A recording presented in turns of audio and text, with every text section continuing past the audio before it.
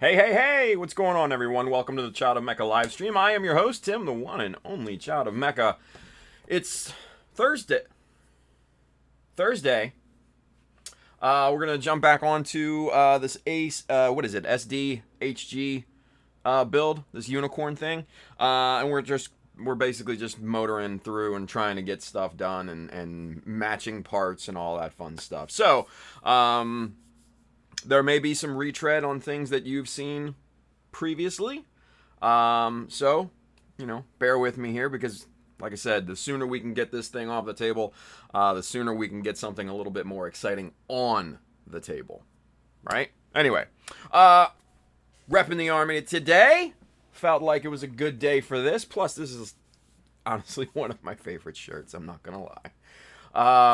And not just because Mecha Army, but because it's just so damn comfortable and it fits good. So anyway, if you want to cop one of these, go hit up www.shotofmecha.com. Hit the store button right up at the top. You will find this shirt, many more hats, prints of my work, all sorts of fun stuff in there. So go load up. If you are interested in the tools and materials that we're going to be working with here today, there's an Amazon link somewhere below here on Twitch and YouTube. That side, if you're watching on Facebook, Jesus. Now, I do get a bit of a commission based off the stuff that you buy, but it does not increase the cost for you. It goes to help out me, help out the stream, fuel our endeavors moving forward, like the Mecha Studio podcast, which is coming very soon. Real quick, I want to give a huge shout out to somebody over there on Facebook, Matteo Nobili. Matteo is the 2019 Italian GBWC champion. What's up, Matteo? Thank you for watching, buddy. Appreciate that. He says hello, my friend. Man, hope you staying safe, dude. And Matteo actually just started his own hobby shop, too, right? So, yeah, congratulations over there to Matteo. Thank you again for watching, buddy. Appreciate you. Stay safe out there. If you also are in the market for kits, paints, tools, accessories, Mecha Decals, sheets 1 and 2, those are both in stock and shipping now. Check out our good friends right down here, USA Gundam Store. Adam and the fine folks down there will definitely have what you need. Now, if you enjoy this podcast, if you find value in it, if you learn from it, man, do the thing right here. Like, subscribe, and follow on all the different social media channels so you can keep up to date with what we do off stream, right? You'll find out when the new t-shirts are available. You'll find out when excuse me. You find out when the new t-shirts are available. You'll find out any notifications for the streams if they're got to be delayed or unfortunately canceled, because that's happened a lot in the last week or so. That's where you're going to find out on Instagram, Facebook, Twitter, whatever else, all that good stuff. So go do that. And then last but not least, if you know somebody or a group of somebodies that could definitely benefit from watching this stream, man, go share it with them. It's the nice thing to do. But, yeah, Mateo says, fine, man, excellent. That's good. That's really, really good. Wilson Alanea, he's over there as well on Facebook. He says, hey, hope all is good there, buddy. What's going on, Wilson? Good to see you, bud. All right, so today, like I said, we're going to jump back into the SD build, this kind of combination of SD high-grade unicorn, this full armor thing, and we're going to be working on duplicating the details on the feet that we had done previously. So we're going to jump in on that and kind of see where that takes us. Hopefully we can motor through that and then move on and get some other stuff done too. Maybe start work on the shoulders, but the shoulders are, if you remember, the shoulder that we did was pretty intense work, right? So we had a lot to do on that. So that might be a combination of on-screen and off-screen as well, just to kind of move that along. Anywho, let's jump right into it. Let's get going. Let's get building. All right. So camera 2. There we go. Oh, hey, look at this dude, goalie 0, with the 30 bits, and he says pure Colombian unicorn. I don't know if I've ever seen a Colombian unicorn there, Carl. or a unicorn in general. But hey, thank you. You get one of these. Bang on. Nice. All right, so kids, here we go. Like we said, what we did yesterday was to duplicate these little notches down here, right? We got that all done, and then we did some. I remember we did some other stuff here too, but not a ton because we were talking a lot. It's one of those things, right? But we're gonna yank the feet off here, right, like that, and we're gonna focus on these two, and we're gonna try to get these done here. Now, real quick, let's catch up with the YouTube chat here real fast, yeah? Let's see. Hey now. Chris Degger's over there. William Wilms. Let's see. Colin, Mr. Hi Craig. He's over there. Chris Degger says, hey Tim, did you see there is a P Bandai 1100 White Dingo GM Sniper on pre-order? I've seen it before. It's I don't think it's a new one. It's one that they had from Japan and everything, and honestly there's not much on it that can't be duplicated with the regular one, other than, you know, the color scheme. But, you know, if you're gonna paint, just paint it that way, right? The only other thing that, you know, probably is new is the shield. The shield on the White Dingo GM Sniper is kind of like a half kind of Fetty shield draped over a ground type shield. It's kind of a weird combination, but honestly, like I said, I could just cut a Fetty shield, like, where is it here? Yeah, like, let's see. Go, damn it. Anyway, it's basically one of these, right? Cut this way, and it's just the bottom half of this draped over a ground type shield. So realistically, that's the only new thing that you can't easily get from someplace else, but honestly, it's easily made, so I'm not too worried about it. But yeah, I mean, it's cool and everything, but like I said, you could do everything with that with the regular GM Sniper too. So there's not much appeal for that P Bandai kit, especially at the price for me. But yeah, good looking out, Chris. Yeah, hell yeah. Anywho, all right, so we're gonna be working on the feet, right? We're gonna be duplicating what we did here on this foot over to this foot, right? So without any further ado, let's get going. Let's get building. Let's get started. Throw the eyes on here, and let's see where we wanna start here with this thing, right?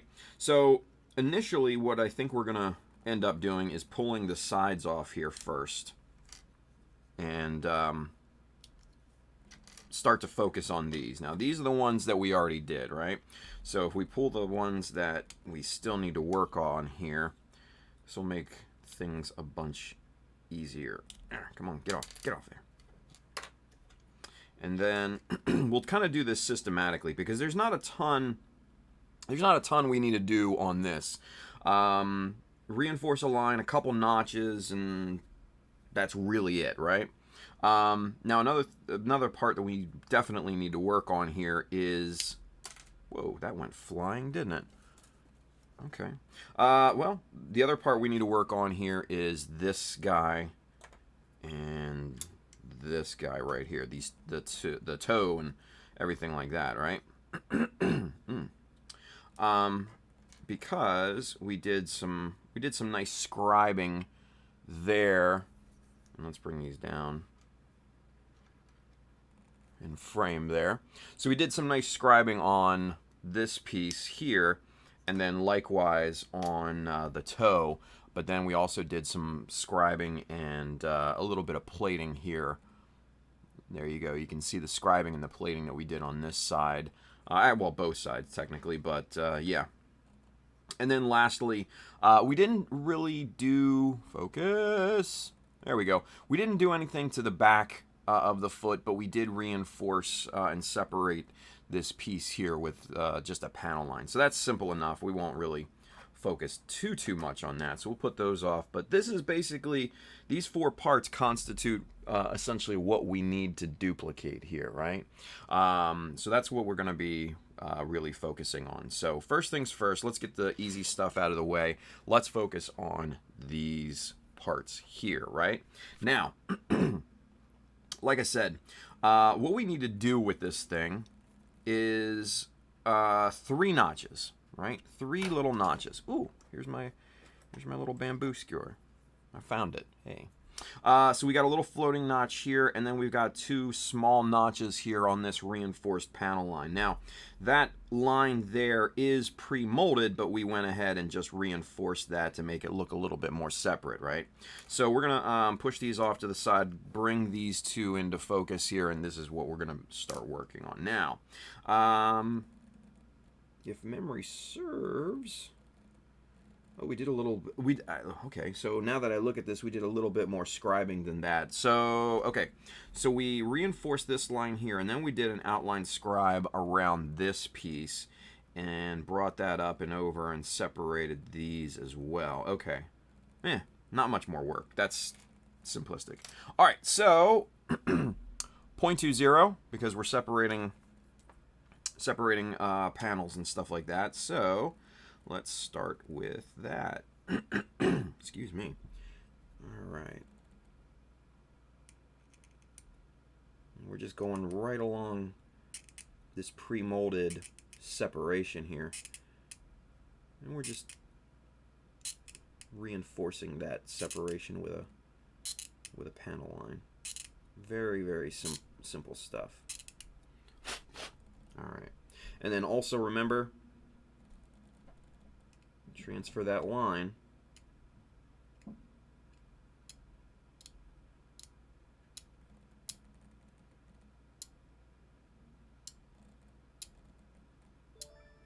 what's this now? Hey, Plamo build report. On schedule with the host. What's going on, man? Thank you for that. Appreciate you, buddy. And always, you get one of these. Hey, there we go.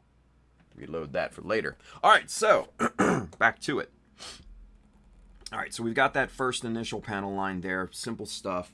Now we need to separate this piece from the rest of it with just, again, just some panel lines. And like I said, the reason why we do this is to, number one, obviously make these parts look like they're separated, right?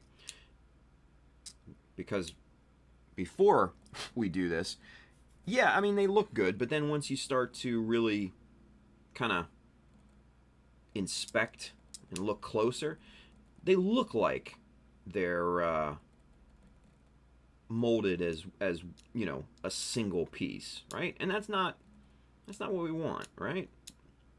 We want, as model builders, to, you know, basically fool the human eye. We want people to, you know, viewers, we want people to think that, oh, those are all separate pieces. That's really cool, you know, like, that's the illusion. And I always say, we're chasing the illusion of scale.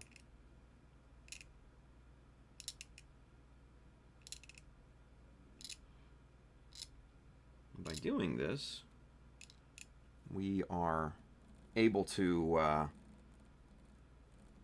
do that, right? We're able to get closer to that perfect union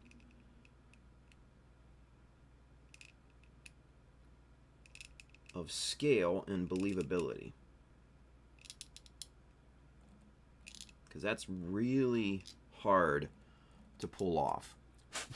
To make something look as real as possible at a much, much smaller scale. That is very, very difficult.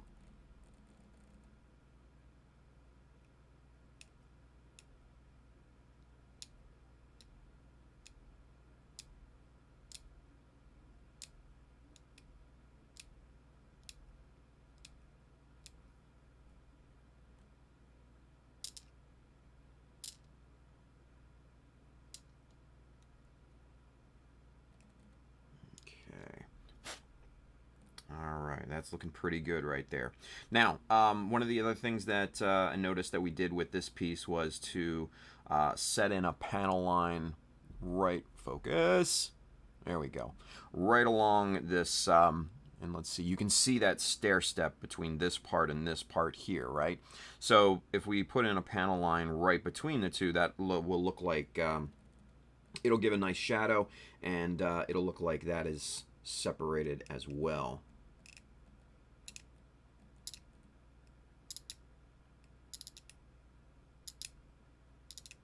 Now the idea for these, you know, putting in these panels, or these lines, is that when we go to apply our panel lining fluid, that it creeps in these lines and forms a pseudo shadow, right? That practice, not necessarily the lines, but the actual practice of panel lining will then kind of give us that believability that these parts are separated. There we go. All right. One last thing to do is transfer this line across the top to meet with that new separation. So for that, we're just gonna freehand this here. Nope, no oil needed. Wilson.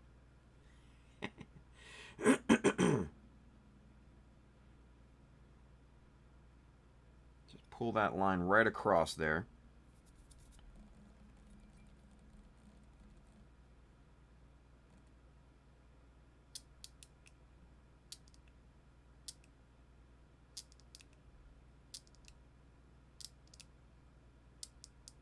There we go. And let's see if we can't get that. Oop, flipped over on us there. Let's see if we can't get that to, number one, focus. You can kind of see that shadow right there, can't you? A little bit. Anyway, it's there. All right, so while we have the 0.20 out, we're going to continue on with the actual, you know, process here of getting these panels separated. We'll get to the notches here in a few seconds. That way we can do everything with one chisel at a time. We don't have to swap back and forth, right? Because swapping chisels back and forth at the same time, that opens you up to damaging chisels and stuff, because if they're all open and on the table, you never know what's going to happen. So that's my philosophy. If I can use one at a time, then I'll do it, and that's what we're going to do. There we are. Good there. All right.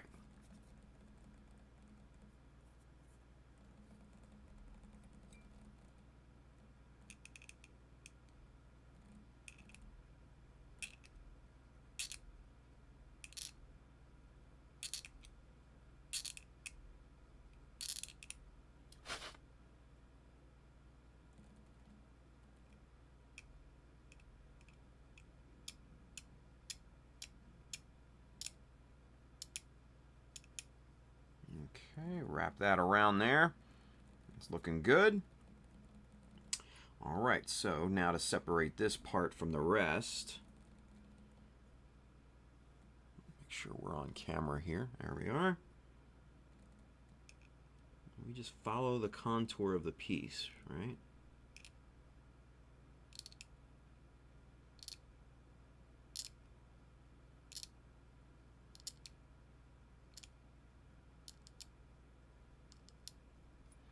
There we are.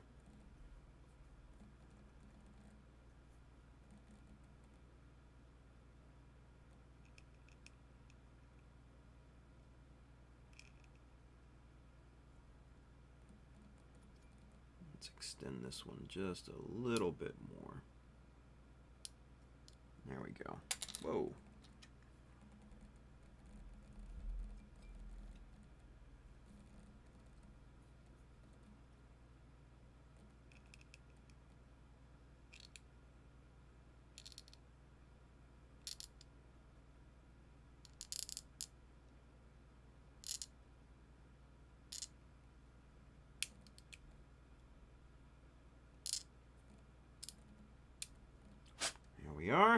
All right, so last little line here to connect everything, and then I think we're almost done. We just need to transfer that line across the top, and I think that'll be the last bit of panel separation for this piece.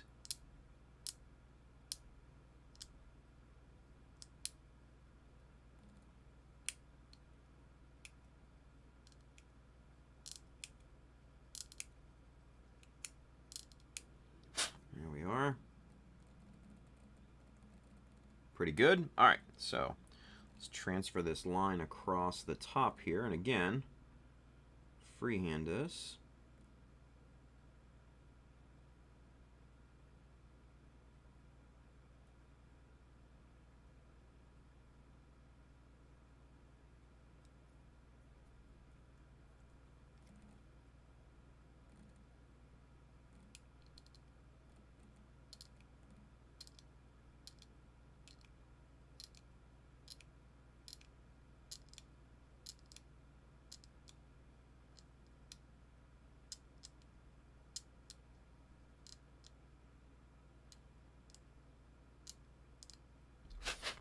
Are.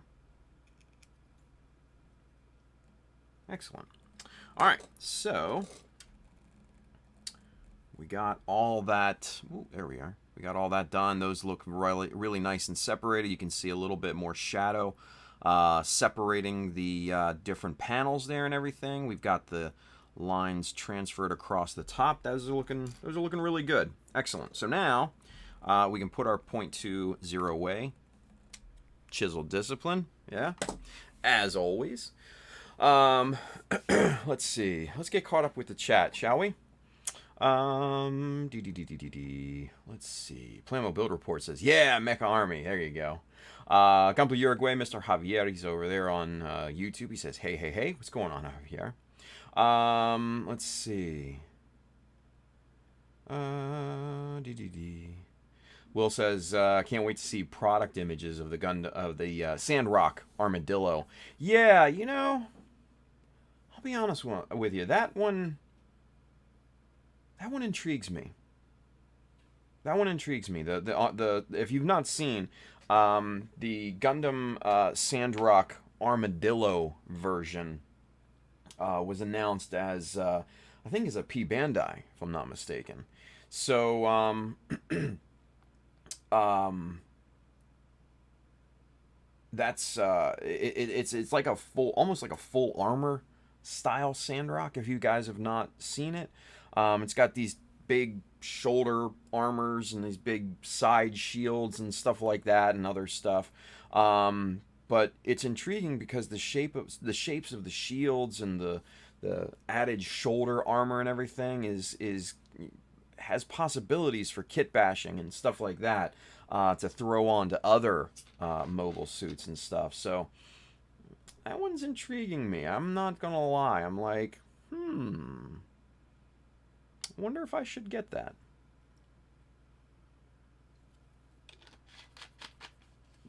Because I could totally see that armor being applied to, like, say, a Grimgird, something like that, from IBO. I think that would look badass. Just saying. Beef up the Grimgird a little bit. You know, because it's thinner, on this thinner side, and, you know, it's kind of dainty, especially down near the legs and stuff like that, and you beef it up a little bit, and yeah, it looks even more badass than it already does. But just an idea. Just something I'm toying with. Nothing even in the realm of like, ooh, that's what I'm gonna do, you know? Anyway. Z's over there, Mr. Gumpler Ronan, Sean, Syed. Z, why don't you use your Gumpler Ronan? Or do you just swap back and forth? I don't know. Anyway. Doesn't matter to me, I'm just saying. But Z says, sup, peeps? What's going on? Let's see. William says, right now my GBWC 21 is on hold, trying to come up with a structure and details for both the mega cannon and missile pods on the backpack. Nice. Gert McDirt's over there. He says, what up, Mecha Armies? Inkao Chi Hung is also over there. Hello, everyone. What's going on? He says. Charles Dodge says, I was about to call USA Gundam Store about my order from last week, not shipping yet, when I got 2 emails, a shipping notice and a refund notice. One of the paints I ordered fell, broke, and was the last one in stock. That sucks. Man. Talk about bad luck. Ugh. It's just one of those things, unfortunately, man. It, you know, I don't know, man. They're moving products so damn quickly. It's just nuts. Nuts. So, that's a bummer. Yeah, Gumbo Uruguay. That's a bummer. Let's see. Z says, damn, that sucks, but glad you got an update. Yeah, I mean, at least they were completely transparent and everything like that, which is, a huge plus, with with Adam's crew. Hell yeah. Charles Dodge says, but my first perfect grade is on the way with the paint for my master grade Faz and master grade Heavy Arms projects. Hey, silver lining, right? Silver lining. Let's see. Looks like Charles got the RX-78 perfect grade. Very good. He says my next one is going to be Sharzaku 2 for diorama for the Bluefin Bandai Open. Ooh. It's the Bandai Hobby Open, technically. Everybody gets it wrong, right? They say the Bluefin Open, the Bandai Open, blah, blah, blah. All of these things. But, yeah, it's what... Semantics, whatever. Jesus. Let's see. Christopher Lee is also over there on the Mecha Army Facebook group. What's going on, Chris? Good to see you, man. And let's see if it would actually refresh. Come on. Refresh.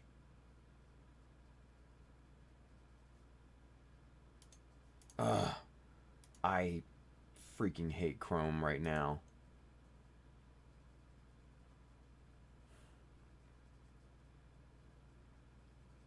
Anyway, we'll check back on that here in a minute. I'm really, Chrome is just getting, Google Chrome is just working on my last nerve right now, you guys. Let's see. Inkao Chi Hung says, what perfect grade would you guys recommend for beginners? He says, should I wait for the new Granddad? I mean, all perfect grades are kind of the same in terms of, kind of complexity and stuff. Except for, from what I've read, the Exia is a little bit more on the simpler side. It's more like a bumped up master grade, basically, right? But all the rest of them, I think, are pretty similar in complexity and parts count and stuff like that. So I don't know if there's any real winner in terms of what would be good for a beginner at that point. At least at least that's my opinion. I don't know. I don't work on perfect grades. I've never actually built one. It doesn't appeal to me. But that's just me, right? Mike Skiles is over there on YouTube. He says, hey, everyone. What's going on, Mike? Brandon is also over there on YouTube. He says, hey, everyone. Thanks for providing me an excuse to procrastinate my last college project. Jesus, we are contributing to delinquency. It's a shame. It's a damn shame. William Wilm says... to Inkao Chi Hung, he says, if you have become confident with building master grades, then choose the perfect grade that you like most. I went with the Strike Rouge as my first perfect grade. There you go. Mike Skyer says, I'm still waiting on an order from March 5th. Yeah, I mean, USA Gundam Store, just like every place, is just stupid backed up, right? Case in point, like hats, in my store. Crazy backed up. I ordered a hat. Let's see. I ordered a hat for Manny, and then I ordered a hat for me on the same day, an hour apart. Ordered his first, ordered mine an hour later. His got shipped today. Mine's still waiting to be produced. And I placed those orders on, I want to say May 7th. Something like that, right? Just like, ugh. But yeah, March 5th, that's not surprising, especially if you have any pre-orders or back orders or anything like that. They're just stupid backed up. Just one of those things right now. There he is, Gumpler Ronan, the account. He says, "As you wish, sir." See, I'm just, I'm just trying to look out for you there, man. That's it. That's it. But anyway, let's see. Yeah, Wilson Alaneas says Google Chrome is a problem right now because of the latest Windows 10 update. Oh, I didn't know that. Shit, I might have to switch all these windows over to Firefox then, because that's what I run the. I run the chat in Firefox, but I run all the other miscellaneous windows in Google Chrome.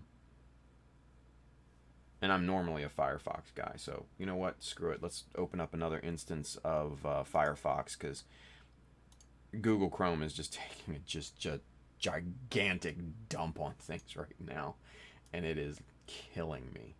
All right, so bear with me, kiddos, while I get this Windows set up here back to where we need it. Let's see. Let's start with YouTube here and bring that open, because yeah, we've been having problems with the YouTube chat updating here the last several days, and it's just, yeah, it's been a giant pain in the butt, because then I can't see I can't see things like the super chats, and then sometimes the sync between the global chat program and the actual chat is not always perfect. So to have the window open is crucial for me, right? So just kind of setting these up and waiting here. There we go. Open that up. That looks nice. Pop over to Twitch. Open that up because I know there's a few people over there. Snappy. All snappy right now. These are looking good. Hell yeah. Alright, so waiting for Twitch to pop open here. That's looking good.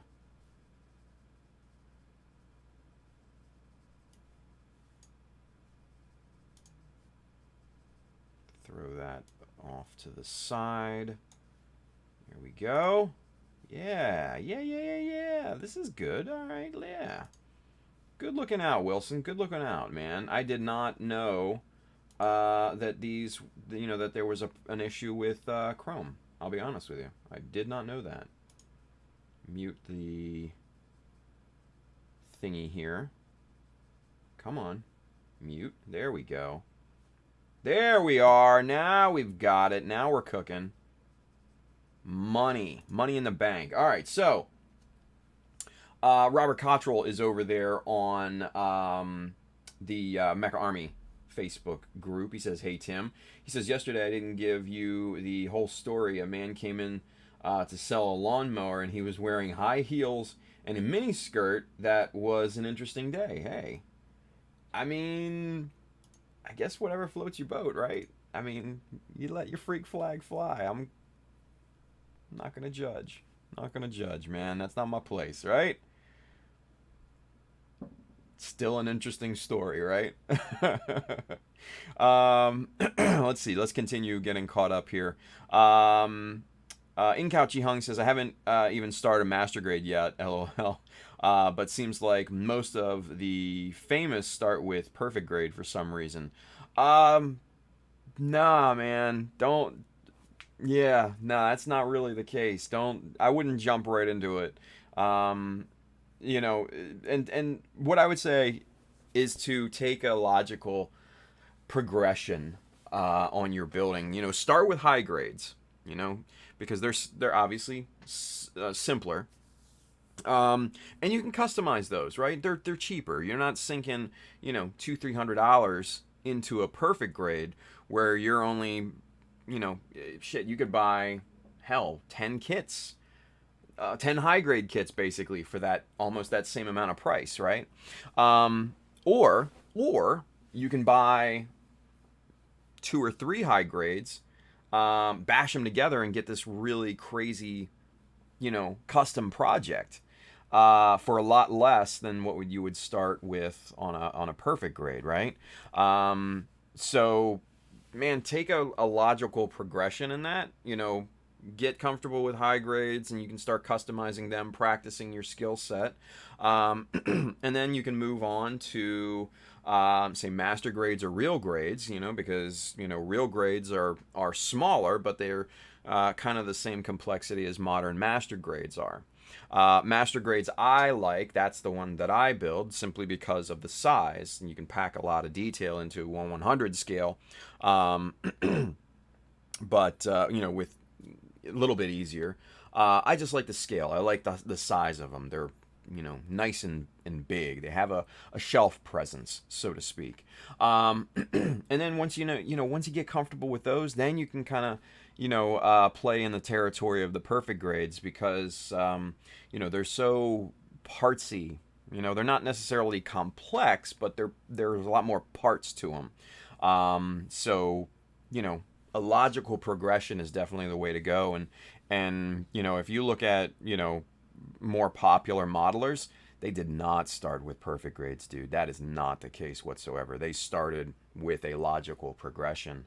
I started with no grades back in the day, working on 144 wing kits, and then 100 wing kits, and then I picked up some old Formula 91 kits, right? That didn't even have a grade. They were just like armor shells that you've just, sandwiched together and stuff like that. But then, I got comfortable with all of that, started customizing those, and then I jumped into a master grade, right?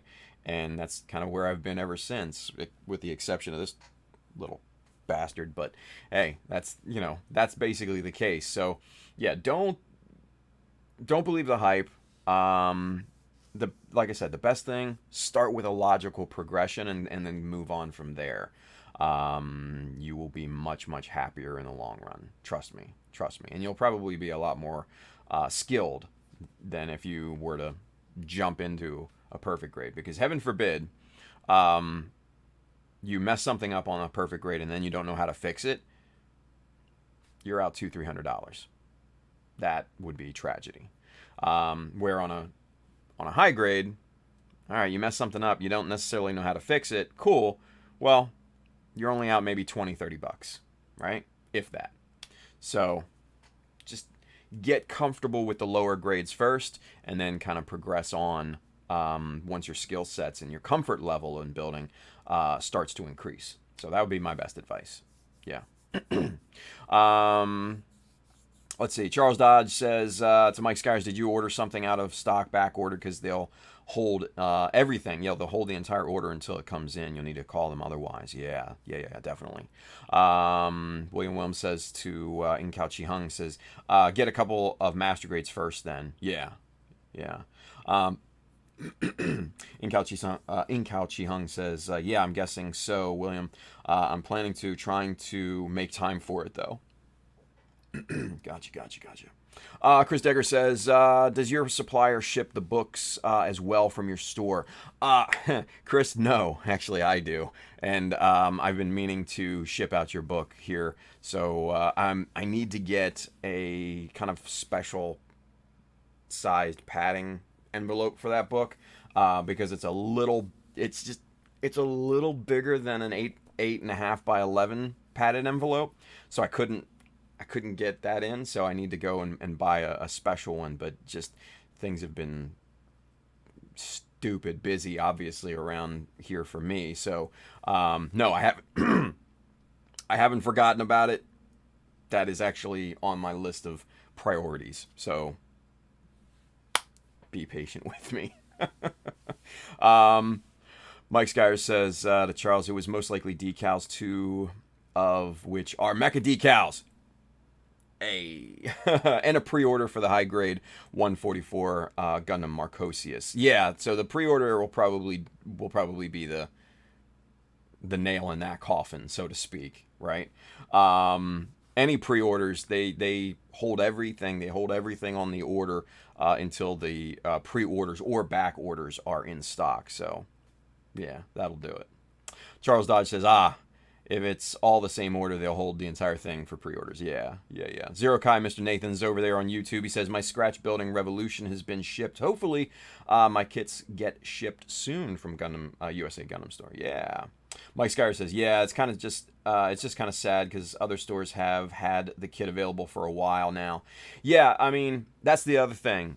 USA Gundam Store goes through so much product that they have to order a large amount, right? So what most distribution companies do is that they'll get the smaller orders out to more stores because that creates the revenue, right? The large orders get shipped out at a little bit of a slower pace. And then also too, USA Gundam Store does actually get some of their orders directly from Bandai, so there's a lag, obviously, in shipping and receiving too.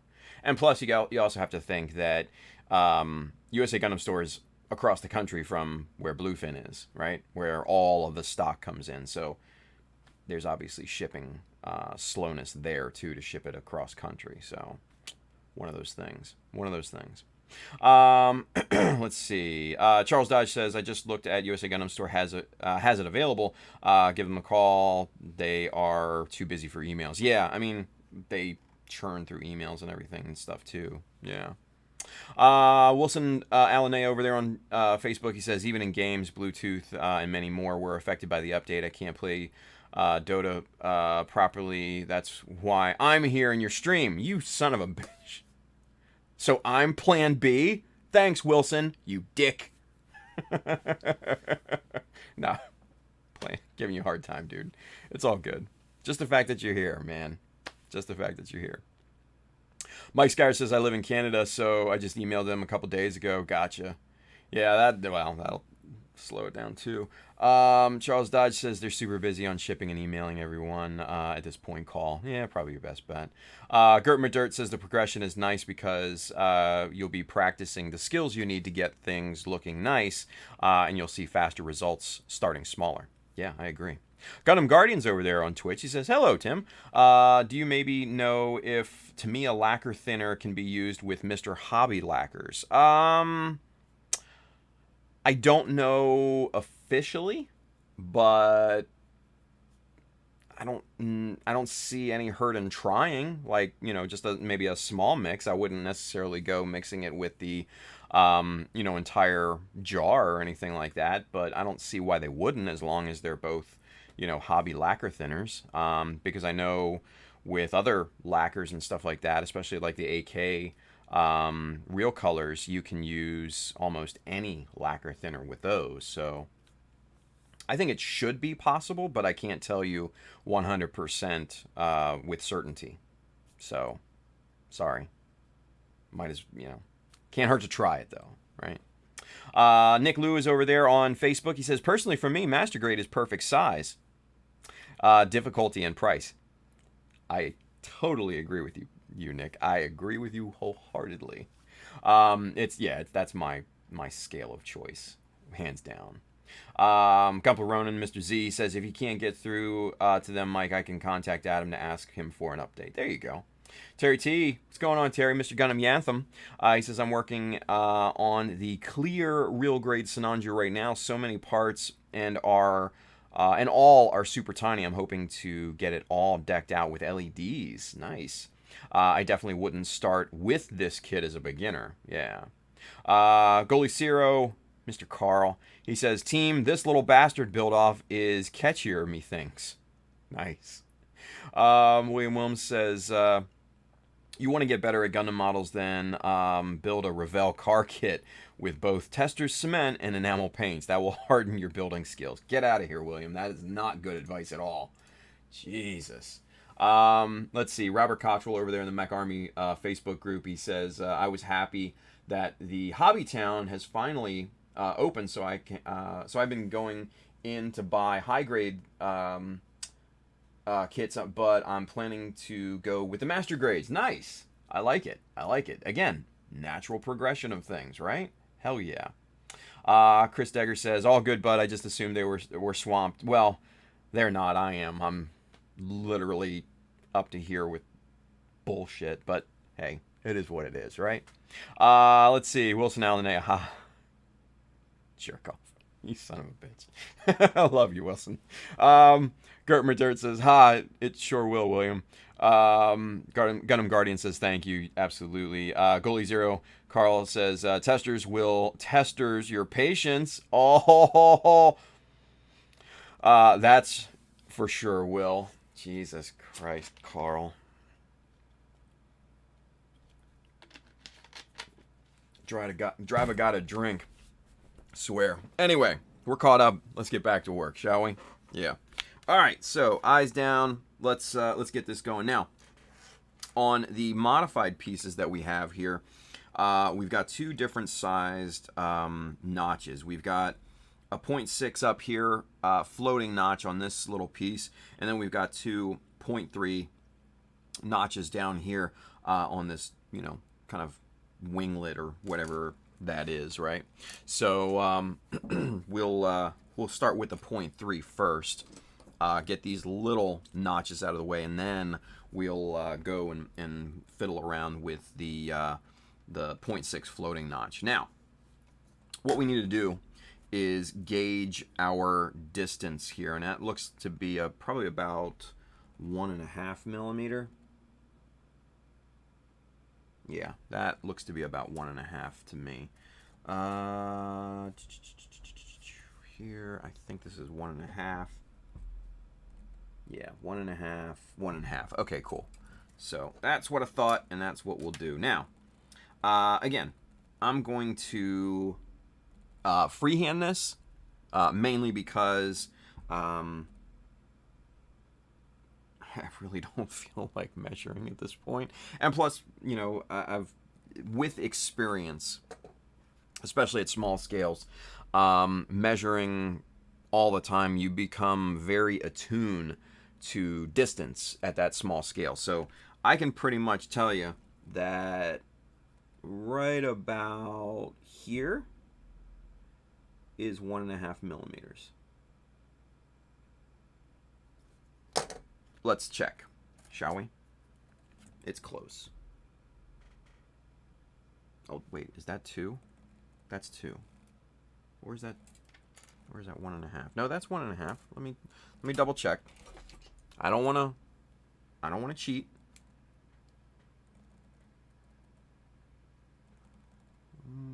Hold on.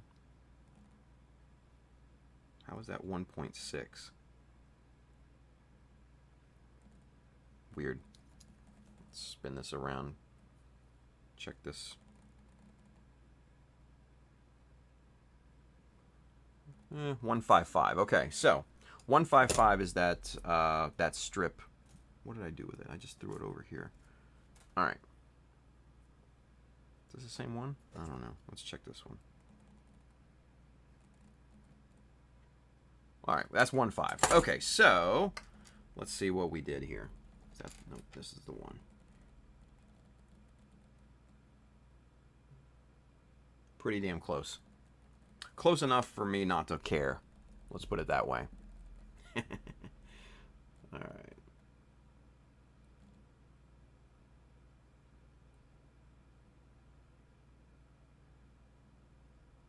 Just freehand these right in here.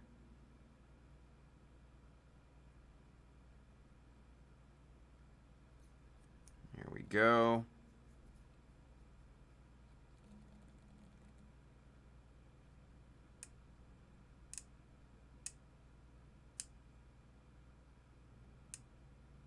These are pretty small, so we're going to keep them fairly short here too.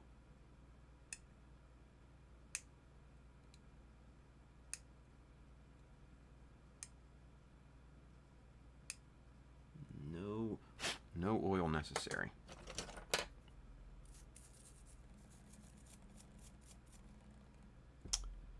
And let's see if we can catch the shadows on these.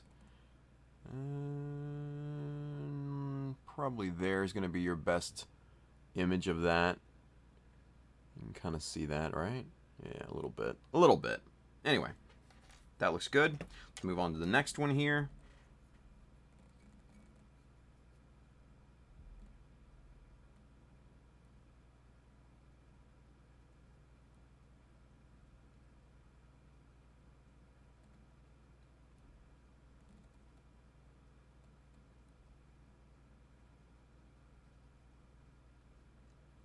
Okay, spin this around and then go traditional scraping method here.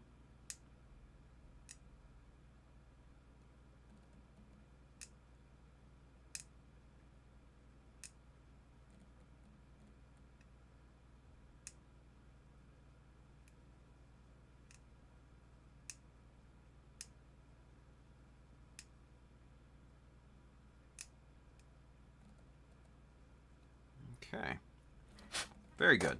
All right, let's get the debris out of there. Very nice. Okay, so there's our matching set of little notches there. I know it's probably impossible to see, but whatever. All right, so we're done with the 0.3. Let's go with the 0.6 now. We're going to go and tackle these floating notches here. Now, these are right up against the edge here, right? So that's probably about, I want to say maybe 0.5 millimeter, it looks like. Maybe 3/4 at most. Let's see. This is 3/4. No, that's definitely got to be 0.5 millimeter there. No, that's 3/4 as well. Where's the 0.5 millimeters? Shoot. That's not 0.5 millimeter.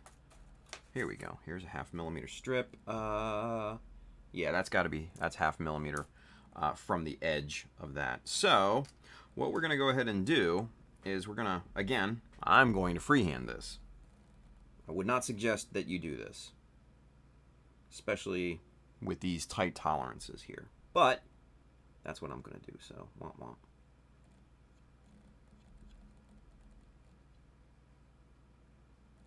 Ooh, okay, hold on. Looks like we got a little super glue on the bottom here. Let's get this scraped off here. Having that on there is not going to do us any favors whatsoever here. There we go.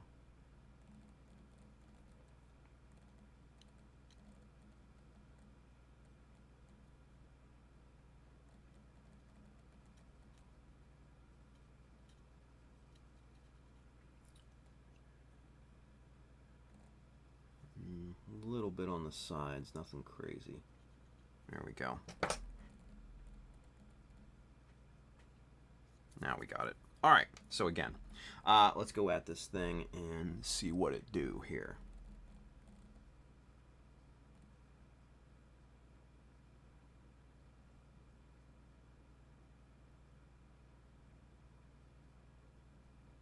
Right about there.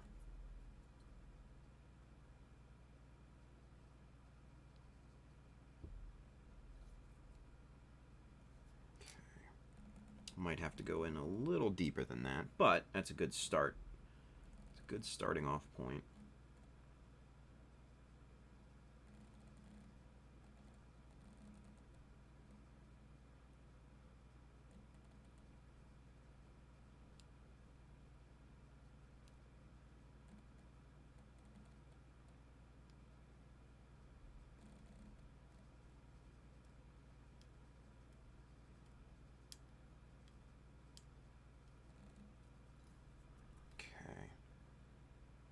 Very nice. If we take a look at a completed one,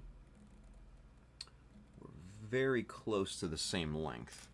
So we're going to extend the inner portion, the inner side of things, just a little bit. Maybe 1/4 millimeter.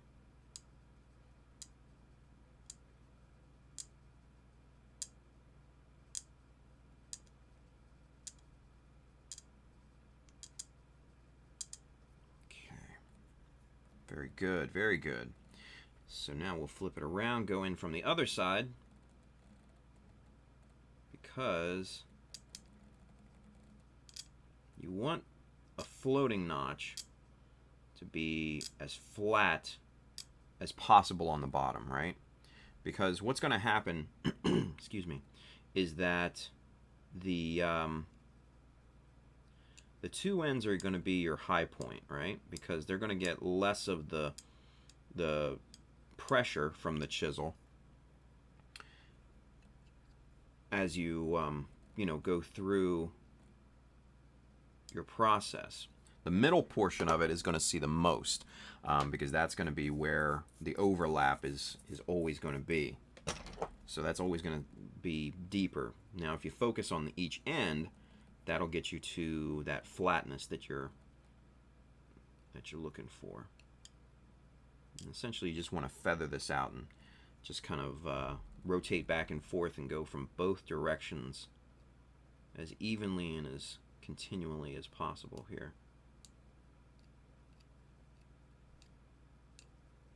There we go.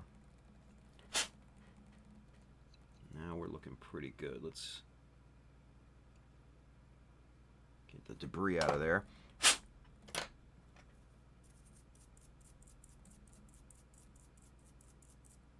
And there we go. Nice. Check the original. And here you can kind of see that floating notch in there a little bit easier. It's not perfect, but if this was a different color plastic, you'd probably be able to see it a little bit better. It's probably going to be your best angle right there. Those floating notches are good on. So, anywho, excuse me. Let's get caught up with the chat here just real quick, yeah? Carl over there, Mr. Goalie Zero says, "What? I'm 31. Got to get my dad joke practice in now." Jesus.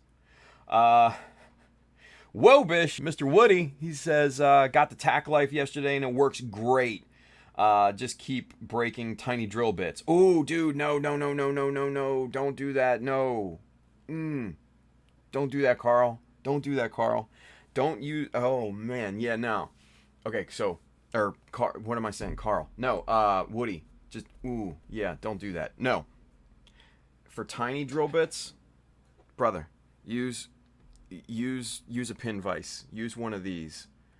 These right here are going to be your best friend for teeny tiny drill bits, because you will have complete and utter control over pressure, rotation speed, everything. This will give you the ultimate precision on drilling teeny tiny holes. The tack life, the baby Dremel, is literally that. It is a baby Dremel. This is more for grinding and shaping and stuff like that. Yeah. So don't use that as like as a drill, man. That is, yeah. I wouldn't do that. Just saying. I wouldn't do that. Complete Uruguay Javier says, I'm painting a small military model with Testors acrylics. After all this time painting with Mr. Color and other brands, I can definitely tell why Testors gets all this flack. Oh yeah, because it's just bleh. He continues, says, even though those are the paints I used to use when it was better than nothing. Well, yeah, I mean, something is always better than nothing, right? Just saying. Let's see, Chris Degger's got a question. We have a question. He says, do you sharpen the chisels when they get dull, or do people just buy new ones? Let's see. So, honestly, the chisels, especially the BMCs here, the actual blade is tungsten carbide, where the shaft is steel, and they're welded together. Obviously, you can see that weld point there, right? So, tungsten carbide is extremely, extremely tough. That's what the cutting blades on most router bits are made of, simply because they are tough, durable, and they hold an edge really, really well, right? Now, that doesn't mean to say that they're impervious to becoming dull.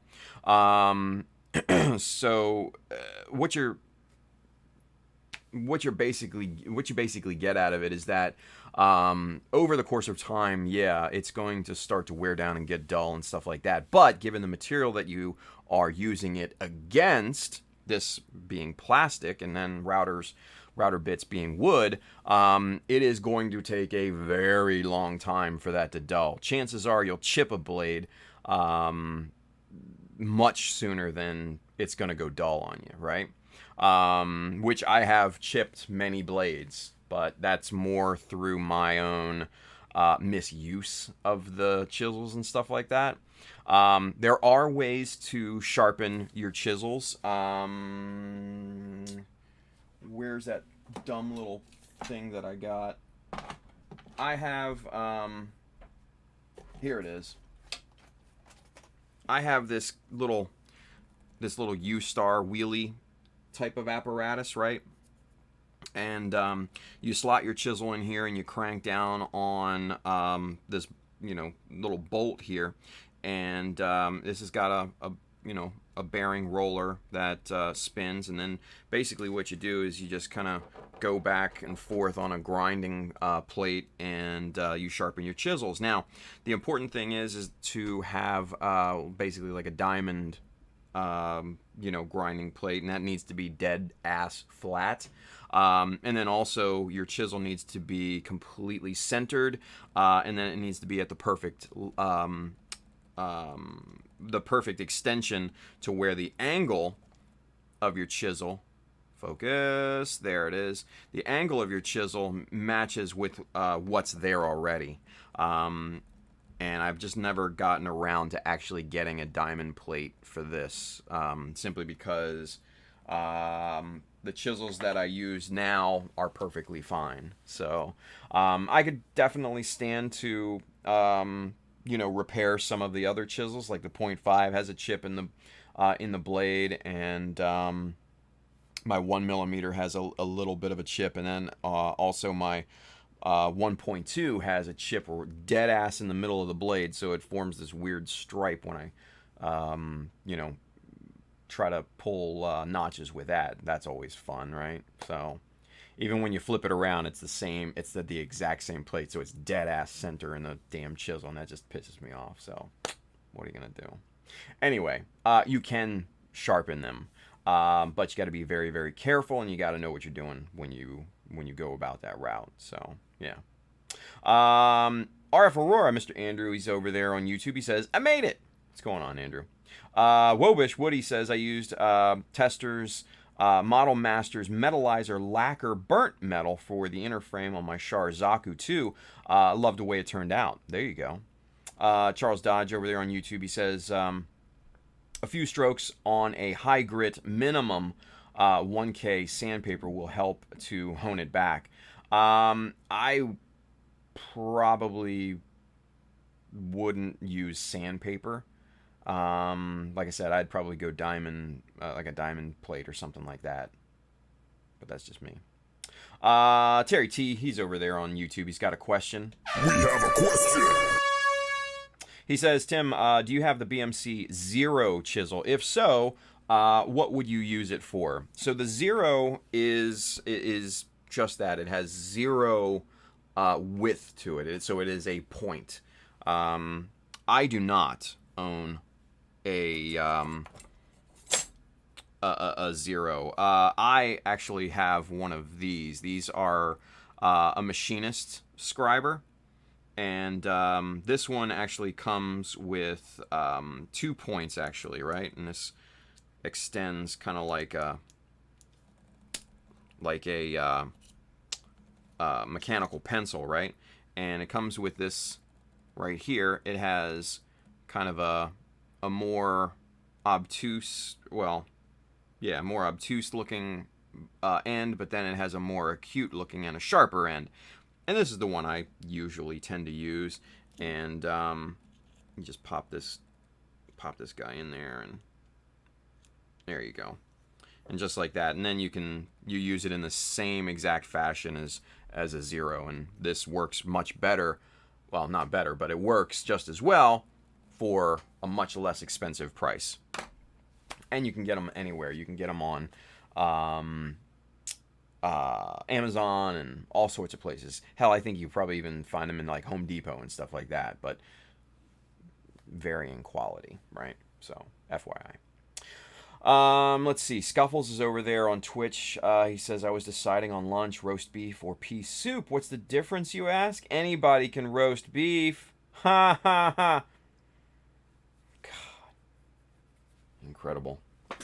They're having a dad joke off over there on Twitch, it seems. Jerks.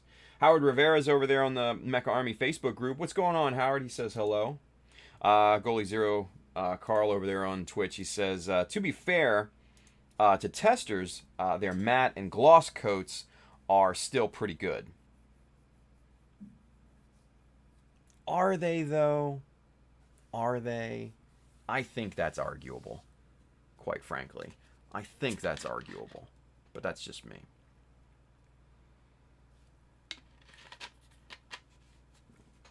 Anywho, let's get back to it. Let's get these side pieces done here, because we still got a good amount of time. We still got like 45 minutes left, so if we can get these done and knocked out, then we can move on to the toes and stuff like that.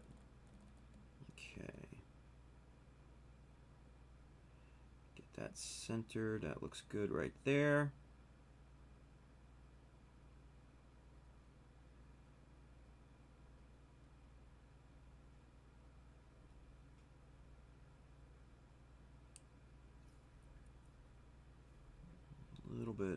Little bit longer. Right about there, I think, is going to be good.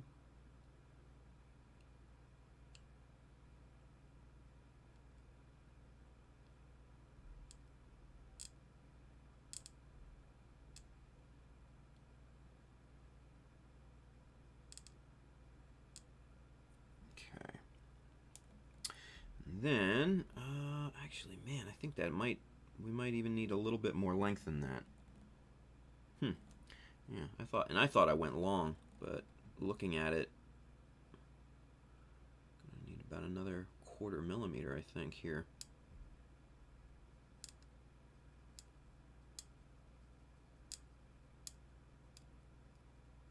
There we go. All right, spin this around, get the other edge formed. Right about there.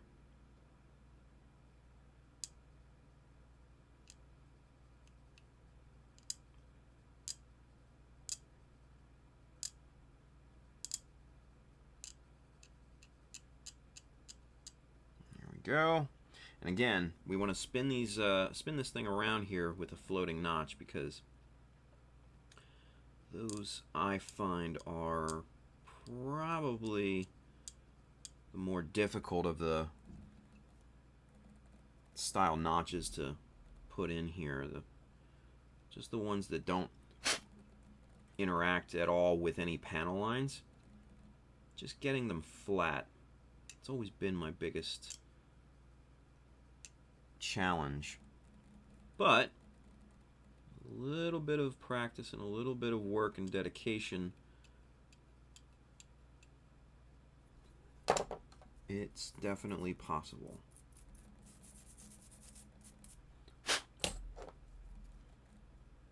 Okay, just a little bit of debris left in there. I'm gonna dig that out with our chisel here and be extra careful. Get out of there. Do the same thing on the other side here.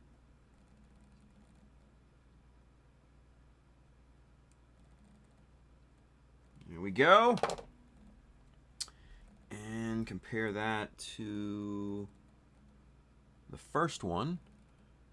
And that looks good. Sweet. Okay, so we've got 4 matching side pieces there on the for the unicorn's feet. So, a little chisel discipline, And let's go ahead and start tackling this now, right? Now this is obviously a specific design that we're going to need to cut some Dymo tape with, right? Now, I had this scrap Dymo tape lying around. Let's press our luck and see. Oh, holy shit, no way.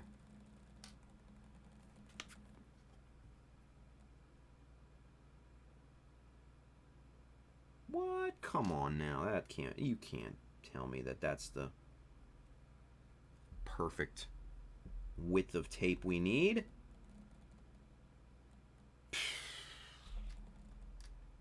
You talk about lucking out. that is called lucking out, you guys. All right, let's do this. Let's get this this end square, and then we've got to put a couple bevels in this thing too. Let's see, and then we've got some side scribing that we have to accomplish there as well. All right, so that looks to be, I don't know, probably about 1 millimeter actually. Let's find out. Let's find out. Where's the other? Ah, here it is. Looking for the other guide here. Let's get zoomed out just a bit so you can kind of see the setup of the chopper here, yeah? Right there.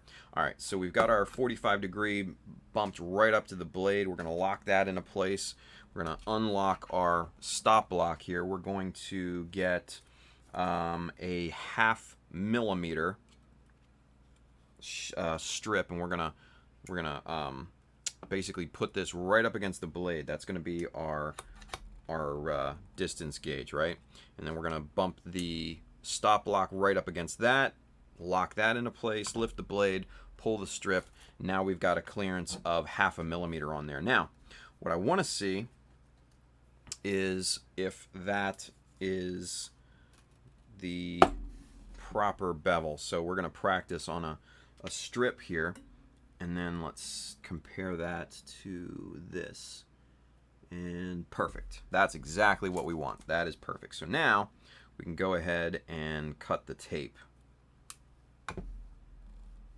I'd rather practice on a piece of plastic than a perfectly cut width of tape here. That's why I did that. So just FYI. Yeah.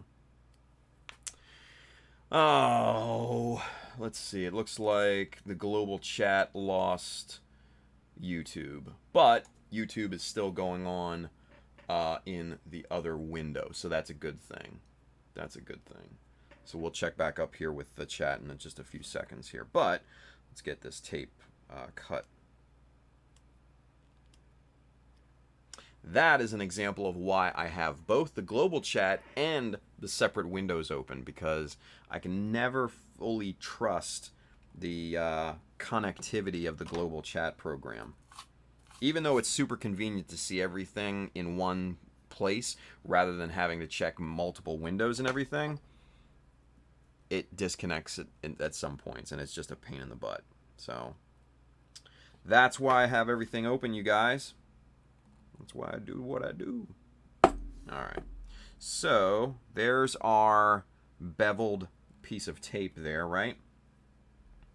And that, if we compare that to what we've got, that looks perfect. Okay. So what we need to do next is cut this to the appropriate length. Let's see. We're just going to use the nippers and pop in a little cut there. There we are. And yeah, I just cut Dymo tape with my nippers, because why not? Because Dymo tape is just plastic anyways, right? Makes sense to me. I don't know about y'all, but anyway. All right, before we lay this down, let's get caught up with the chat, because there is a good amount that is built up on YouTube over here. But first, let's see. Carl says, better than Tamiya, not as good as Mr. Hobby, but talking spray can only, you know, based off of his the clear coats and everything.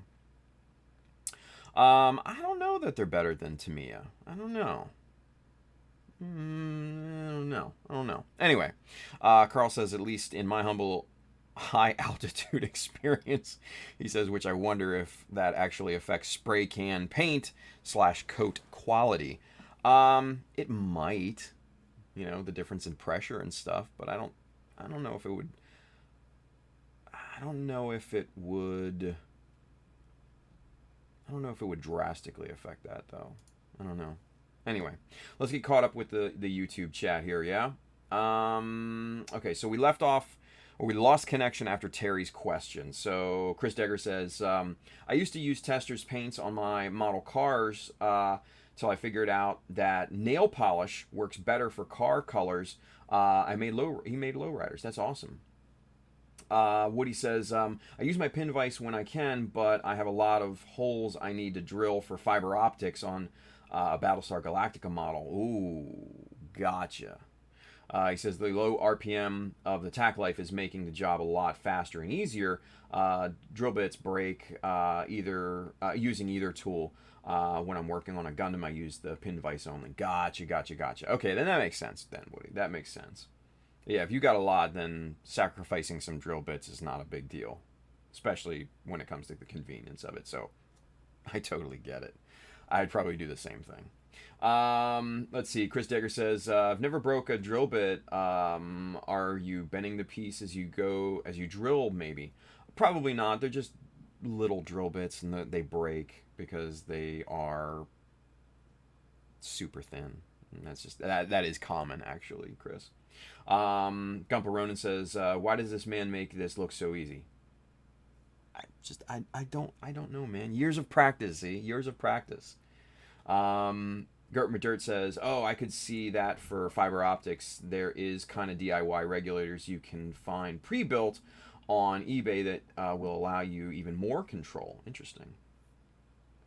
Andrew says, Tim's next tattoo, chisel discipline. No, trust me. Nah, no more tattoos for this guy. Woody says, yeah, probably also drilling through thick plastic and sometimes in confined spaces. I have to attack at odd angles. Yeah. Chris Degger says, do you have a desk vise that might help keep it from twisting on you? Maybe. Gumpa Ronan says, hey, Woody, I just realized I never sent you that full hand for the ashtray. Do you still need it? I finally found the box of parts. There you go. And Woody says to Chris, I had not thought of using a desk vise. There you go. Chris Degger says, Tim has a nice one on his Amazon. I made my own, but yeah, every time I drill something, I clamp that SOB down. Nice. Woody to Z says, yeah, that ashtray is sitting on in my display case with only one hand. The other Gundams make fun of him. Nice. Z says, haha, I got you. Let me know if you need any other parts for him. Nice. Andrew says, wait, I meant that as a joke, Tim. Didn't know that you actually had any. Yeah, I have one that I'm not actually proud of that I got back in college. So yeah, no more tattoos for this boy. I don't need them, and they cost so much. It's just like I don't need to express anything on my skin. I don't have that.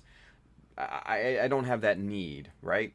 A lot of people do, and man, I see a ton of amazing tattoos. So if you have tattoos, I'm not knocking you, man. I fully support that, actually. I'm just saying, for me personally, it's not my bag. Mainly because of the money. That's the biggest thing. They cost a lot. But you are getting a true artist to do that. Someone who specializes in it, who has, been through many, or at least should have been through many years of training and apprenticing and all of that stuff. So they cost that much for a reason, for a good reason. But still, I'd rather express my views in my art rather than on my skin. But that's just me. So.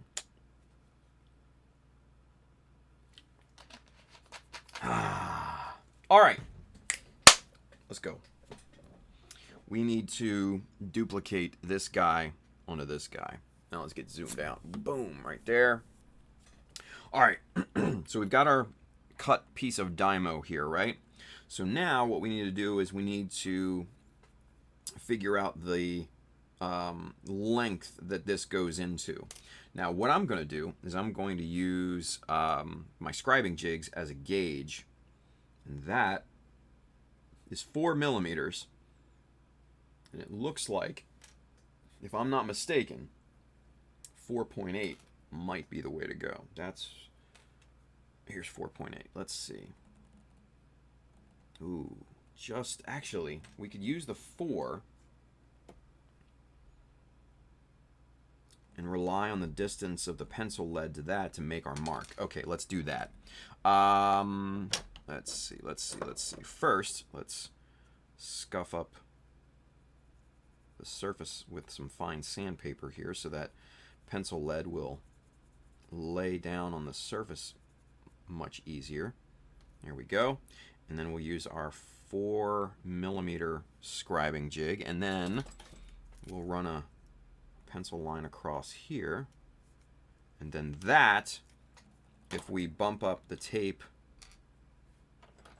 right up to the pencil line, that should give us a pretty damned accurate distance for this. Yeah, I think that's gonna look good. All right, let's go with that. Now, the hardest part of scribing is taking the backing paper off Dymo tape. I truly believe that. Trust me, this is the hardest part. Getting your blade between that backing tape and the Dymo tape, that is truly torture. All right, let's see here. Now we place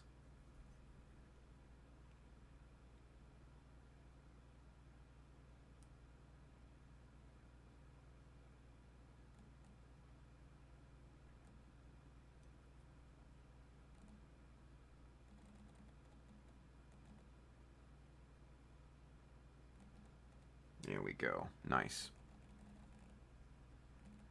All right, press that into place, and now we can go ahead and start scribing. Now, for this, we're not separating panels or anything like that, so for this, we're going to go with the old standard point,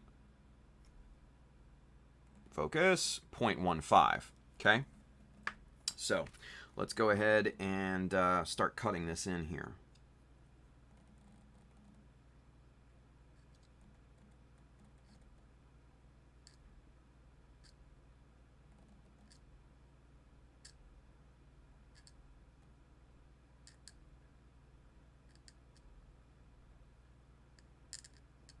Okay, very good.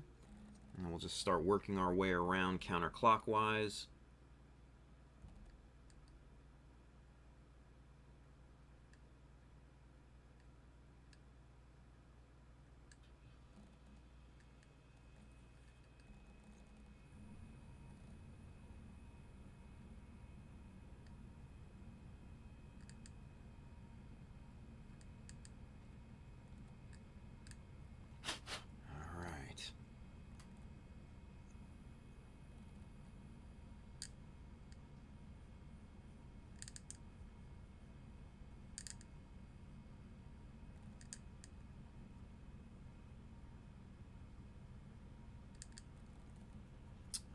Very, very good. 2 more lines to cut in.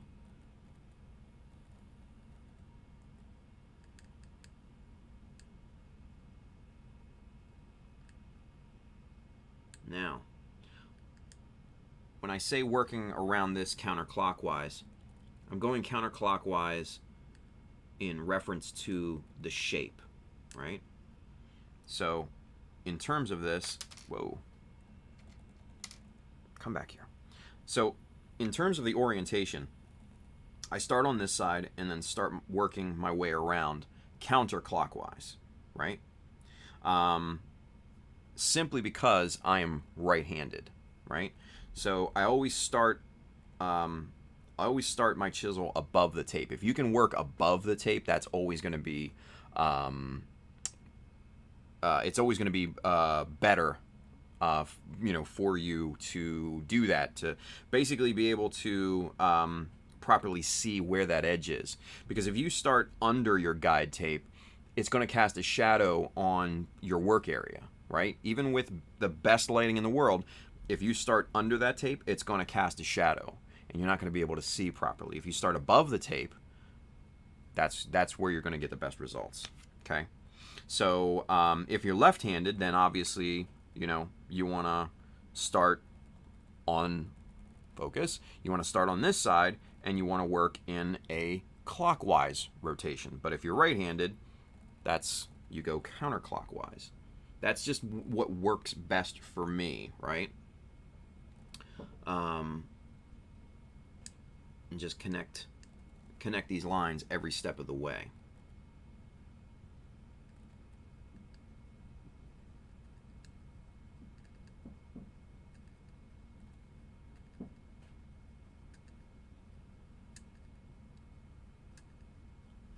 And now once you got the groove set in and all that, now you can peel the tape off. Now you can go in any direction that you want to, which actually going in the opposite direction is definitely a good thing, because you'll get the cleanest, smoothest lines that way. So I'm going to go around this thing real quick in the opposite direction that I went before. And that's going to give me the best quality of line.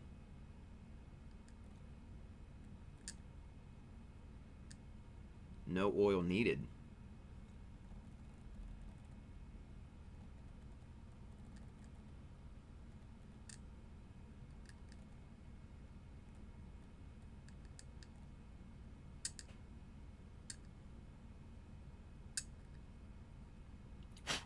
Make sure you clean out the debris. You don't want this thing ramping on you either.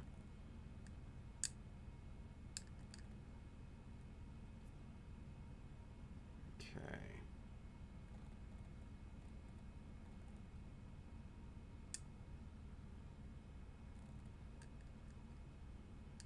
And there we go. Looks good. Let's compare it to the first one.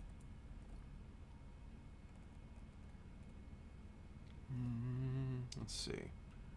Yeah, I'd say those are pretty damned identical there.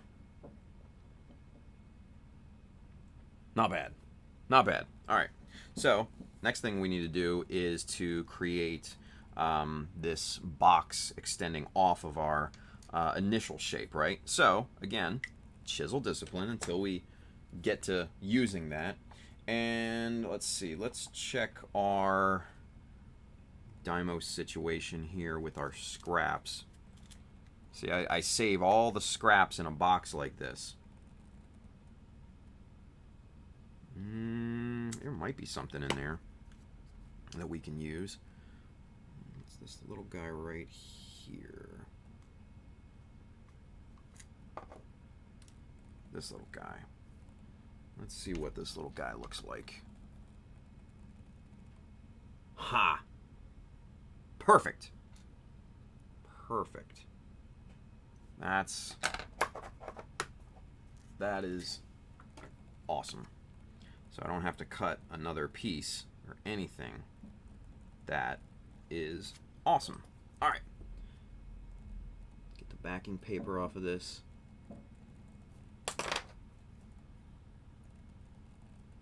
Like that. And then we place this right up there.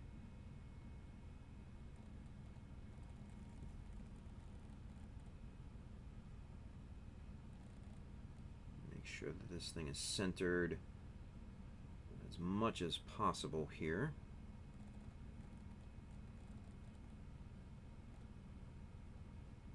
Very nice. Okay. Now, this is going to be easy because all we have to really do is run 2 lines on this thing. That's it. And then we can pull the tape and do our horizontals with scribing jigs.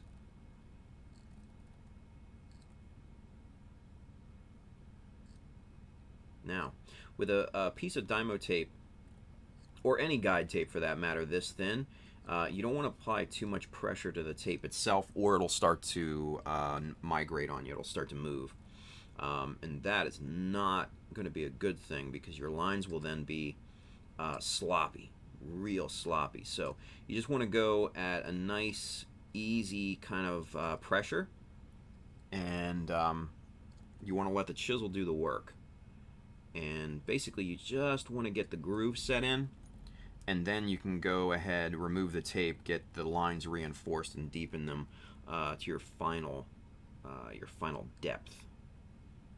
So that's what we're going to do here real quick. We're going to get the groove set in, and then we'll go and reinforce. All right, so groove is set. Pull that. That looks really nice. And now we'll go ahead and really put some pressure on this thing, and get the lines to the depth that we need them to match the initial design here.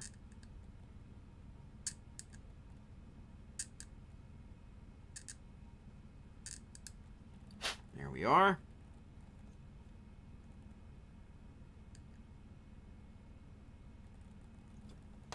Clean out all the debris.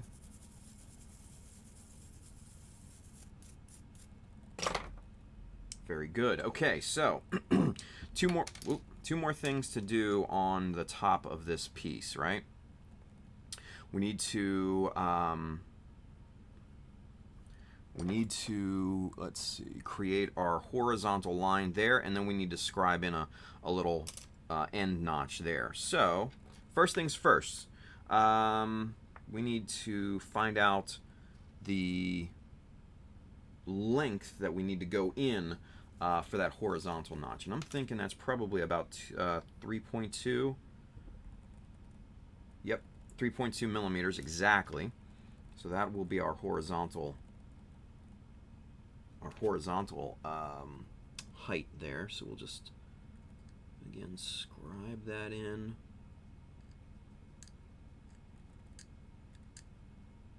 Very carefully. Get the groove set in there, and then we can go back and reinforce the line, get it to the depth that we want it at.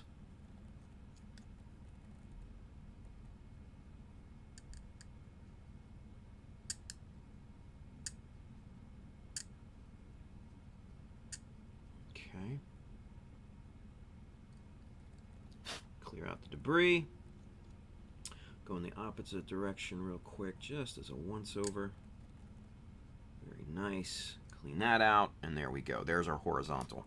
Easy, easy stuff. Now, chisel discipline, as always. Now, the next thing we need to do is figure out what width of notch that is, and I'm thinking that's a 0.6, and I would be correct. Excellent. So now we're just going to eyeball this and freehand it, and right up from the bottom, this is going to be dead center. Let's make sure we're on screen.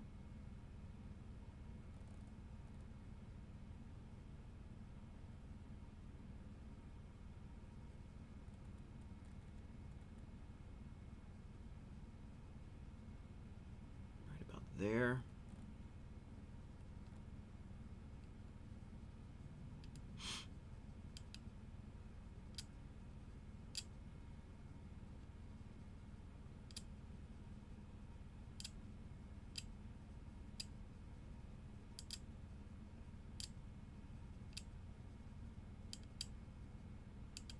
Okay, there we are. All right, let's compare the two.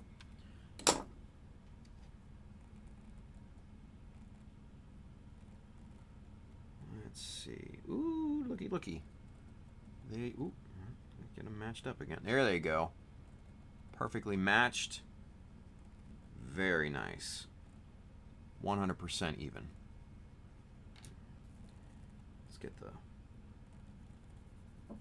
pencil lead off of here.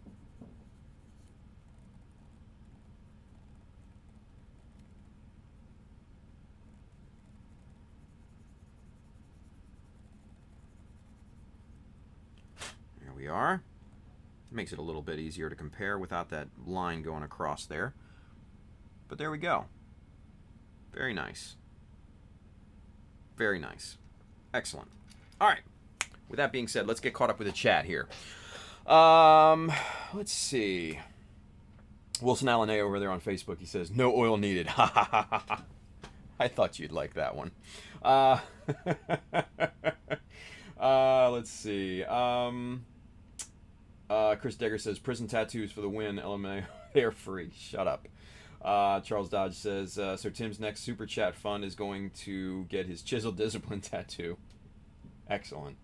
William says, Chris says, absolutely correct. There you go. Sam L's over there on YouTube. He says, I don't know about free. Whoa. Woody says, I'm a Navy kid with 5 years in the Army and am 51 years old now and have 0 tattoos. It's an individual choice, you know. I'm not going to blame anybody for having or not having tattoos, you know. I got one, like I said, I got it in college. And shit, we were at the beach and I with me and a bunch of friends, and yeah, we were just like, yeah, let's go get tattoos. And this girl I was into at the time, she took me to the tattoo place, and yeah, I got my tattoo. So, regrettable, but it is what it is. Let's see. Chris Degger says, I'm the son of a biker, so I have a few. There's nothing wrong with that. Nothing wrong with that. Let's see. Gert McDirt says, oh, sweet, I've read that start above the guide tape thing, and I'm kind of missed what they were talking about, what they were getting at. Makes sense now. Thanks, man. You're welcome, dude. Yeah. And that's just that, you know, that was just kind of my thing, you know, like I'm always just like, I always start above the tape. I don't ever start below it. It's just because you can't see what you're doing. So, Miss John Lynn, creeping freely for you too, is over there on YouTube. She says, Tim, John Lynn. So, good stuff. Let's see here. Robert Cottrell, over there on the Mech Army Facebook group, he says, I bought the tester's decals looking to make decal images for some of my shields, kind of like the designs you would see on the cars in Japan. Have you ever tried this before? Actually, funny enough, Robert, I have. I used to be able to print my own decals, and but I had a specialized printer. I had an Alps MD 1300 dry ink ribbon heat transfer type of printer, and it could print white, it could print metallic colors, it could print you know, in CMYK, cyan, yellow, magenta, black, you know, your normal printing methods. But it's so old and ink is so hard to come by and expensive when you do.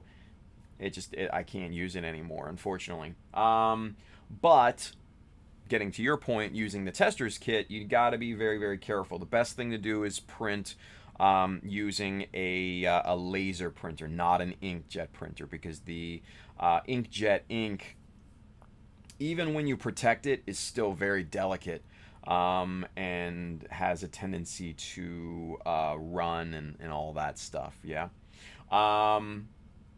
But the other thing, and this is the big one, is that there's no way for a current user-based printer to print white ink and then keep that in registration and print CMYK on top of that.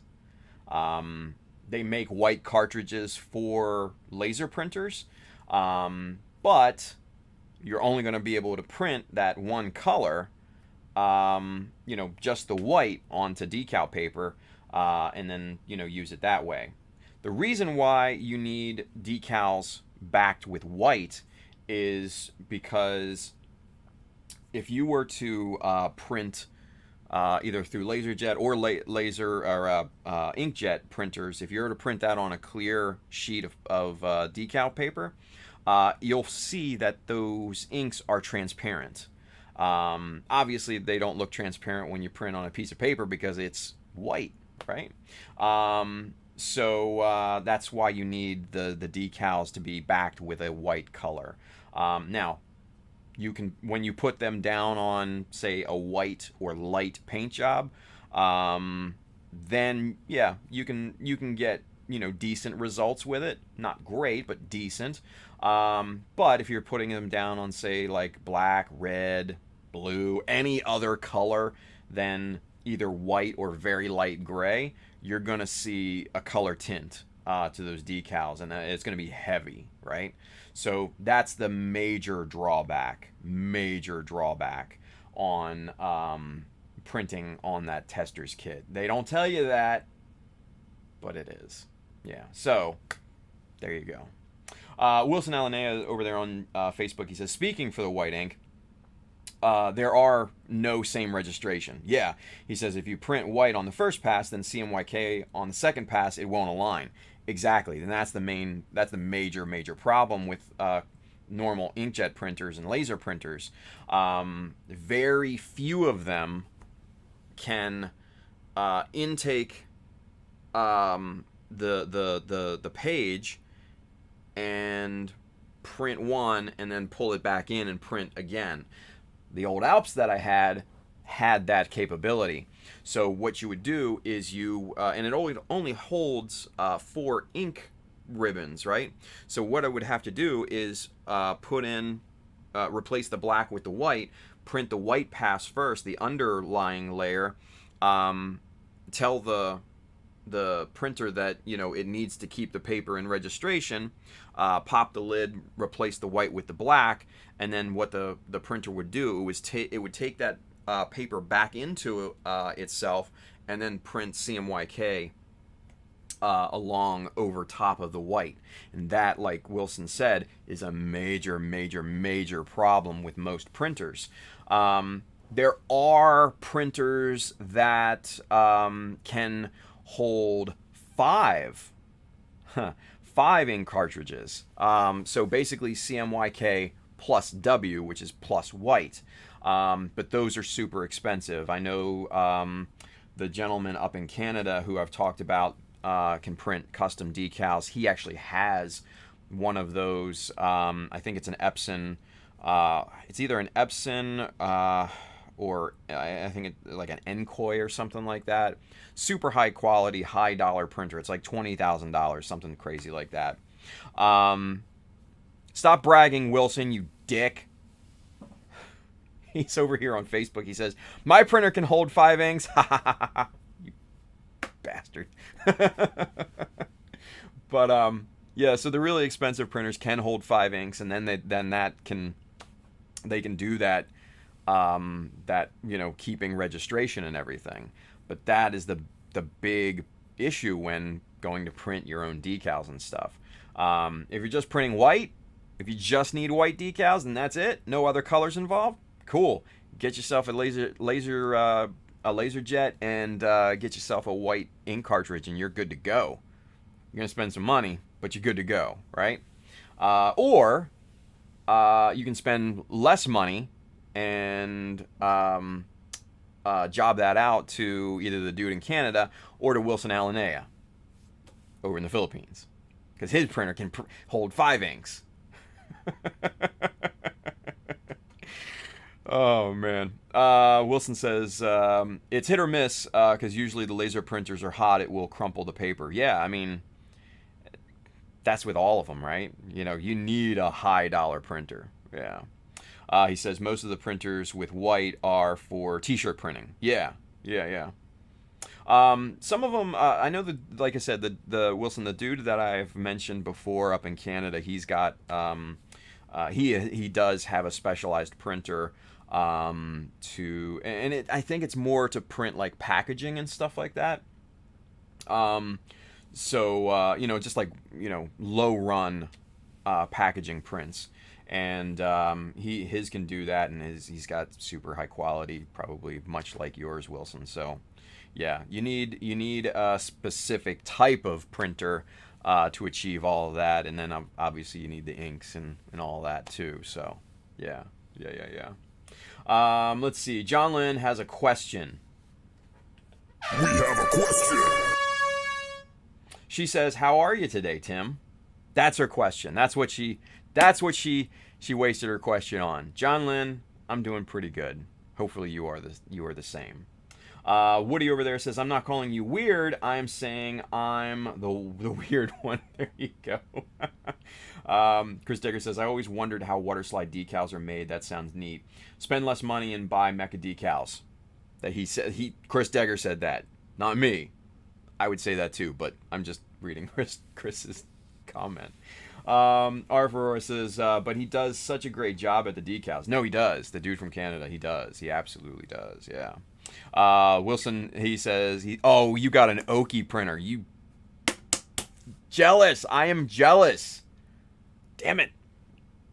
Those are nice. Damn it. I want one. I need one in my life, but they're so expensive. Can't do that right now." Anyway, but to Chris's point, he said he always wondered how water slides are made. Now, we're just talking about custom water slides, like one-offs, right? When you get into mass runs of decals, much like Cartograph makes, our Mecha decals, then you're talking about a completely different process. You're talking about screen printing, right? Oh, Wilson says, "But mine is not an Oki." Oh, gotcha, Wilson. Gotcha. But you still got a good one because you've talked about it, and I'm still jealous. But anyway, so like what Cartograph does is they screen print their decals, which are super high quality, right? Because screen printing, much like screen printing for a t-shirt, you can get just amazingly sharp prints out of it. So when you do mass runs, that's really the only way to go. It's so much more precise, so much more economical once you have the screening template and everything like that, the whole 9 yards. So when you look at large mass produced decals, even like the water slides that you get in some of the Bandai kits, those are all screen print. So yeah, completely different processes. You would spend a ton more trying to one-off your decals if you wanted them screen print. That would be like hundreds of dollars to try and get even a low number run for screen prints. So much more economical going the custom print route. So that's the big difference as well. Let's see. Wilson says water sliders are made from glucose dextrose transparent film. Yeah. There are templates that you can do pre-cut. There you go. Wilson says first is the glucose dextrose with the shape of the pre-cut, then screen printed the colors on top of the glucose dextrose. Yeah, I guess for the backing and everything. Yeah. So, yeah. Wilson knows his shit too. Hey. Let's see. Absurd is over there on YouTube. He says, "Yo, Tim, what's going on, man?" Good stuff. John Lynn says, "LOL." Nice. Chris Degger a little bit ago, sounds like someone is knocking on Tim's door. Right? It might just be my stomach. I am starving right now, and my stomach is growling, so I don't know. It might be that. You might just be catching noises from it. I don't know. Anyway, kids, it is about that time. It's 5 p.m. We got a little bit done today. Not too bad. Pressing forward with this unicorn build, yeah? Pressing forward is always a good thing. And that's what we're doing. Hell yeah. RFORS says, "Feed the tiger, Tim," right? Oh, Jesus. I need something. I am starving right now. I haven't had a thing to eat all day, and I am dying. But I had a late meal last night after the show last night, so I was pretty good, but right now I'm feeling it pretty good. So we'll go and get something to eat here. Anyway, you guys, I will be back here tomorrow afternoon to work on the GBWC 2021 build. And then tomorrow night is Mechanism. So tune in for that. That'll be fun, right? We're going to wrap our week up and blow off some steam, have some fun. Yeah? Good deal. All right, hey, you guys, we're rocking Mecha Army today. If you want one of these awesome Mecha Army shirts, go hit up www.childofmecha.com. The store button is up at the top. Hit that. You will find this shirt, many more. Hats, prints of my work, the whole 9 yards. So go load up. If you are interested in the tools and materials that we worked with here today, there is a little Amazon link below here on Twitch and YouTube. That side if you're watching on Facebook. Now, I do get a bit of a commission based off the stuff that you buy, but it does not increase the cost for you. It goes to help out me, help out the stream, and fuel our endeavors moving forward like the Mecha Studio podcast. A lot of cool stuff in there, and adding to it almost every day. Like I said, tools and materials, books for inspiration, gear for streaming. If you want to get into that, now is a good time. And then, as always, if you are in the market for kits, tools, paints, accessories, Mecha Decals, sheets 1 and 2, those are both in stock and shipping now right down here at our good friends USA Gundam Store. Adam and the fine crew down there will definitely have what you need. And if you find value in the stream, if you learn from it, if you have a good time, if you're entertained by me, which I don't know why you would be, but if you are, man, like, follow, and subscribe on all the other social media channels. You can keep up with what we do off stream.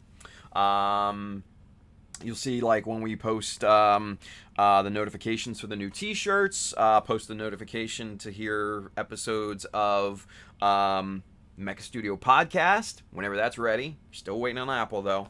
And then obviously notifications of any schedule changes for the stream. So man, go hit up those different social media channels and follow those as well. And then lastly but not leastly, if you know somebody or a group of somebodies that could benefit from watching the stream, share it with them. It's a nice thing to do. Anyway, all right, you guys, I will be back here tomorrow afternoon. Like I said, we're going to jump back onto the GBWC build. There's a few things I want to get done on the bazooka, and then I think we can probably wrap that up soon. Maybe not tomorrow, but soon, right? And then get moving on to working on some of the body for the RX Jesta and stuff like that. So tune in tomorrow. We're going to be working on that. But between now and then, man, enjoy the rest of your day. Be safe out there, use common sense, wash your hands, and by all means and above all else, build something cool. All right? And don't use oil on your panel lines. I'll see you guys later.